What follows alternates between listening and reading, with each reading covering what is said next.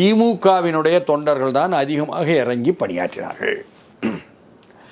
அதற்கு வாக்காளருக்கு பணம் கொடுப்பதிலிருந்து, ஊழியர்களுக்கு பணம் கொடுப்பதிலிருந்து, வேலைக்கு செலவு செய்வதிலிருந்து செலவு செய்ததும் எங்கிருந்துனா திமுக தலைமையிலிருந்து தான் செலவு செய்தார்கள். செலவும் செய்து உழைப்பும் கொடுத்துத்தான் அந்த கூட்டணியினுடைய ஒவ்வொரு கட்சியினுடைய வெற்றியவே சாதித்திருக்கிறார்கள். அதனால் கூட்டணி கட்சிகள் இருந்த ஒரே காரணத்தினால் வெற்றி என்று சொன்னால், அந்த கட்சி சார்பற்ற வாக்காளர்கள் இருக்காங்கள்ல, அவங்க மத்தியில் கூட்டணி பெருசாக இருக்குது, பலமாக இருக்குது, அதன் மூலம் நிறைய வந்துடும் என்பது ஒரு இமேஜ், அது ஒரு பிம்பம். அந்த பிம்பம் உதவுமா? உதவும்.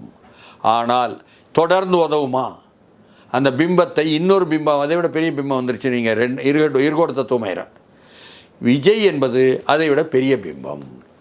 விஜய்க்கு திமுக காரங்க ஓட்டும் போகும், அதிமுக காரங்க ஓட்டும் போகும், பாஜக காரங்க ஓட்டும் போகும், மற்ற கட்சிகள் வாக்காங்க ஓட்டும் போகும் என்பதாக உள்ள பேச்சு அதிகமானால், உண்மையானால் என்ன ஆகும்னு சொன்னால், தானாகவே கூட்டணி பிம்பம் என்பது கரைந்துவிடும்.